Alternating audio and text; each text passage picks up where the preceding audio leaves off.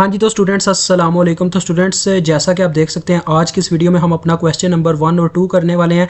तो देखें वो कहता है कि जी क्वेश्चन नंबर 1 ये आपकी मतलब कि एक्सरसाइज 8 की यानी कि चैप्टर 8 की एक्सरसाइज है। तो देखें वो कहता है कि suppose the stack segment is declared as follows, यानी कि आपकी एक स्टैक को डिक्लेयर किया गया है जो कि नीचे आपको दी गई है डॉट स्टैक 100 हैक्स, जो कि हम आपको पता है हर एक कोड के स्टार्ट में करते हैं, हमारा सिंटैक्स के अंदर यही आता है। ठीक है, तो इसका मतलब ये है कि हमने एक स्टैक ले लिया जिसके अंदर हम 100 हैक्स तक का डाटा स्टोर करवा सकते हैं। ठीक है जी, तो उसके एक यानी कि पहला हमसे क्वेश्चन क्या पूछता है, पहली चॉइस में वो कहता है what is the hex contents of SP. SP आपको पता क्या होता है, अपना stack pointer. When the program begins, वो कहता है जब आपका प्रोग्राम अभी स्टार्ट हो तो आप उस वक्त आपके स्टैक पॉइंटर की क्या वैल्यू होती है, मतलब क्या हेक्सा के अंदर उसकी क्या वैल्यू होती है, हैक्स कंटेंट्स का यही मतलब है। अब आपको स्टूडेंट याद होगा कि स्टैक पॉइंटर किसको मेंशन करता है, अपने टॉप ऑफ द स्टैक को। जब अभी मतलब प्रोग्राम स्टार्ट हुआ है तो इसका मतलब हमारी स्टैक टोटली तौर पे एम्प्टी होगी, खाली पड़ी होगी। तो आपको यह तो पता ही होगा जब पूरी स्टैक खाली है तो इसका मतलब उसके अंदर 100 हैक्स अभी तक स्टोर करने की कैपेसिटी है। तो हमारा जो स्टैक पॉइंटर होगा एसपी वो भी 100 हैक्स पे होगा। अभी मैं आपको एक शेप दिखाता हूँ, आपको समझ आ जाती है। तो हाँ स्टूडेंट्स, ये आप देख सकते हैं, ये हमारे पास एक शेप है पॉप वाली है, मैंने वैसे निकाल लिया आपको समझाने के लिए। देखें जब दो एलिमेंट पड़े हुए हैं तो हमारा स्टैक पॉइंटर ये पॉप करने के बाद ऐसे यहाँ पे शिफ्ट हो गया हुआ है। इससे भी ऊपर थोड़ा चलते हैं तो आपको ये देखो, ये ठीक है। अब इसने एक एलिमेंट जब ऐड किया, पहले हमारा स्टैक पॉइंटर था 1000 पे, यानी कि अभी जब प्रोग्राम स्टार्ट हुआ था तो ये था 0100 पे। ठीक है, लेकिन जो ही उसने एक एलिमेंट ऐड किया तो क्या हुआ जी, वो चला गया अपने 00FE पे। तो यही चीज़ मैं आपको समझाना चाह रहा हूँ, जब अभी एलिमेंट ऐड ही नहीं हुआ होगा तो इसका मतलब क्या है, इसका मतलब यही है कि हमारे पास हमारा जो स्टैक पॉइंटर होगा 100 हेक्सा पे पड़ा होगा, और यही हमारा जवाब है। तो चलें चलते हैं जी फिर से अपनी एक्सरसाइज पे वापस। दूसरा क्वेश्चन, बस इतना ही आपने बताना है, the stack pointer is the hex contents of stack pointer यानी कि एसपी इज 0100 हैक्स। बस एक जीरो लगा देना क्योंकि हेक्सा में 4 का कोड इकट्ठा होता है, 4 इकट्ठे होते हैं हमारे बिट्स, तो लिहाजा 0100 हैक्स लिखेंगे, ठीक हो जाएगा। आगे देखें, अब स्टूडेंट्स वो कहता है what is the maximum hacks number of words that the stack में कंटेन, यानी कि ये जो स्टैक है ये अपने अंदर कितने यानी कि मैक्सिमम नंबर ऐड का maximum hacks number of words add कर सकती है, यानी कि कितने वर्ड ऐड कर सकती है अपने अंदर, जो कि हेक्सा की फॉर्म में हमने आंसर देना है। ठीक है, तो मैंने इसके लिए आपके लिए पावर पॉइंट की फाइल रेडी की है, आपको समझ आ जाएगी। वहाँ से देखें, ये हम आ गया पावर पॉइंट पर। देखें तो 100 हैक्स की स्टैक है, ठीक है, उसको मैंने कन्वर्ट कर लिया डेसिमल में, क्योंकि 100 हैक्स को जब डेसिमल में कन्वर्ट करेंगे तो हमें पता चलेगा उसके अंदर कितनी बाइट्स हैं। देखें इसको कैसे हम कन्वर्ट करते थे डेसिमल में, आप सबको याद होना चाहिए, इसकी बेस के साथ मल्टीप्लाई करके पावर के लिहाज से। देखो पहले 0 से स्टार्ट करके इसको 16 की पावर 0 से ज़रब दी, फिर प्लस 0 मल्टीप्लाई बाय 16 की पावर 1, फिर इसका जो लास्ट वाला 1 है मल्टीप्लाई बाय 16 की पावर 2, ये तो 0 दे गए, और 16 का स्क्वायर लिया जाए तो 256 बनता है, 256। इसका मतलब कि 100 हैक्स के अंदर 256 बाइट्स स्टोर करने की कैपेसिटी होती है, इतने की अगर स्टैक हो हमारी। 200 करूँगा, 200 हैक्स की स्टैक लूँगा तो इसका डबल हो जाएगा, 2 गुना हो जाएगा। अब देखें एक वर्ड पता कितना मतलब कि मेमोरी लेता है, 2 बाइट की मेमोरी लेता है, 2 बाइट्स। तो देखो अगर मैंने देखना है कि 100 हैक्स की जो हमारी मतलब कि स्टैक है वो कितने वर्ड अपने अंदर स्टोर कर सकती है, तो इसका मतलब यही है कि मुझे इसको क्या करना चाहिए जी, अपनी टोटल जो मेमोरी है उसको एक वर्ड की मेमोरी पे डिवाइड करूंगा तो मुझे पता चल जाएगा उसके अंदर कितने वर्ड स्टोर हो सकते हैं। देखो the number of words in 100 hex is equal to total memory जो मतलब हमारे स्टैक की है और एक वर्ड कितना कंटेन करता है। मैंने 2 पे तकसीम किया, मुझे पता चल गया जी 128 वर्ड्स ही अपने अंदर स्टोर कर सकता है।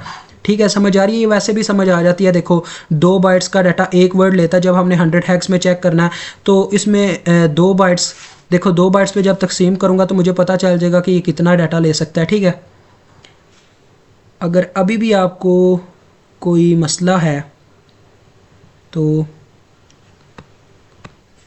फिर मैं एक आपको मज़ीद इसमें बताता हूँ। देखो एक वर्ड हमारा कितना ले रहा है जी, यहाँ पे हम करते हैं इक्वेशन, यहाँ पे शेप फॉर्मेट, ये अपनी इंसर्ट और ये इक्वेशन आ गई। ठीक है जी, तो देखिए स्टूडेंट्स एक हमारा वर्ड ले रहा है अगर 2 बाइट्स, तो 128 वर्ड्स कितने लेंगे, 128 वर्ड्स कितनी मेमोरी लेंगे, उसका चक्कर यही होगा। मतलब कि एक यहाँ पे ऐसे ही है, देखो 2 मल्टीप्लाई बाय 1 हुआ है, यानी जो नंबर था जितने वर्ड थे उतने के साथ मल्टीप्लाई हुआ हमारा 2। ठीक है, तो यही चक्कर है, 128 अगर वर्ड होंगे, ये उल्टा मैंने लिख दिया, ये 2 बाइट्स एक वर्ड इतने डाटा लेता है, तो इस ये चक्कर है, ठीक है। यानी कि एक वर्ड था, number of word multiply by 1 word contains bytes, ठीक है। तो देखें अगर 128 वर्ड होंगे तो हमारे पास इस 1 की जगह की क्या आ जाएगा, 128, ठीक है जी। ये इक्वेशन से बाहर चला गया मैं, 128 मल्टीप्लाई बाय 2, ठीक है जी, मल्टीप्लाई बाय 2 बाइट्स। अब इन दोनों को आप मल्टीप्लाई करवा के देख सकते हैं, फिर भी 256 बाइट्स ही आएंगी, मतलब कि हमारे 128 वर्ड्स एक 100 हेक्स स्टैक की अंदर स्टोर हो सकते हैं इजीली। तो अब हम देखते हैं अपना क्वेश्चन नंबर 2, ये रहा।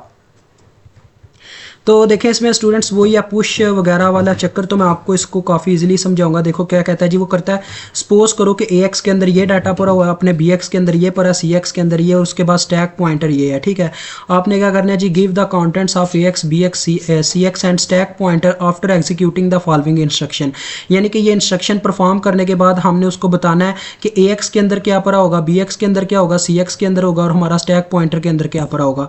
तो इसको मैं पावर पॉइंट पे ही सेट करता हूँ फिर से, या वैसे ही हम समझ सकते हैं। देखिए स्टूडेंट्स सबसे पहले क्या है, पुश AX हो रहा है, पुश BX हो रहा है, यानी कि क्या होगा जी, पहले AX पुश हो जाएगा अंदर अपनी स्टैक के अंदर, ये कहाँ पे जाएगा, अपने 00FE पे, ठीक है। उस वक्त स्टैक पॉइंटर आ जाएगा 00FE पे। फिर पुश BX होगा तो क्या होगा जी, वो आ जाएगा अपने, ये आपको करके ही दिखाना चाहिए, रुक जाए मैं आपको करके दिखाता हूँ। हाँ जी, तो स्टूडेंट्स देखें ये हमारे पास है, ठीक है, ये मैंने इस पर यहाँ पे डाटा सेट कर दिया है।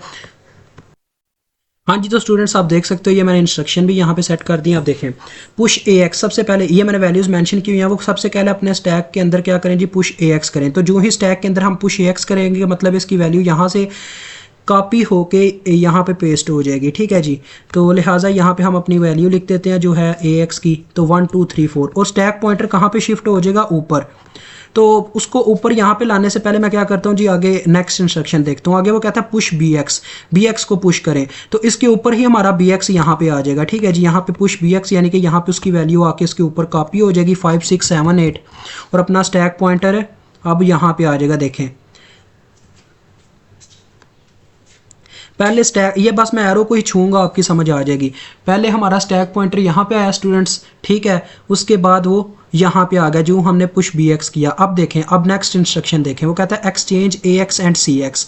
तो AX को और CX को एक्सचेंज करना, यहाँ पे नहीं, बस उनकी वैल्यूज़ यहाँ पे एक्सचेंज हो जाएंगी। देखें तो AX के अंदर CX की वैल्यू आ जाएगी, CX के अंदर AX की वैल्यू। तो देखें CX की वैल्यू क्या हो जाएगी, 1 2 3 4, ये A की वैल्यू यहाँ पे आके स्टोर हो गई, और AX की जगह क्या चला गया, अपनी CX की वैल्यू जो कि थी 9ABC, ठीक होगा जी, वैल्यूज एक्सचेंज। उसके बाद वो कहता है पॉप CX को पॉप करें, यानी कि क्या होगा जी, जो सबसे टॉप पे हमारे टॉप ऑफ द स्टैक की वैल्यू होगी वो आके CX के अंदर कॉपी हो जाएगी। पॉप का यही चक्कर होता है, वहां से रिमूव होकर यहाँ पे कॉपी हो जाएगी, वहां से वैल्यू रिमूव होगी, जहां पे हम पॉप कर रहे हैं वहां पे आके कॉपी हो जाएगी। 5 6 7 8 आके स्टोर हो जाएगा अपने CX में। तो ये आ गया 5 6 7 8, और हमारा स्टैक पॉइंटर फिर से कहाँ पे चला गया, नीचे चला गया, क्योंकि ऊपर अब टॉप उसका ये खाली हो गया, टॉप अब ये बन गया, तो टॉप ये आ जाएगा, ये उसका इस वक्त स्टैक पॉइंटर की ये वैल्यू है।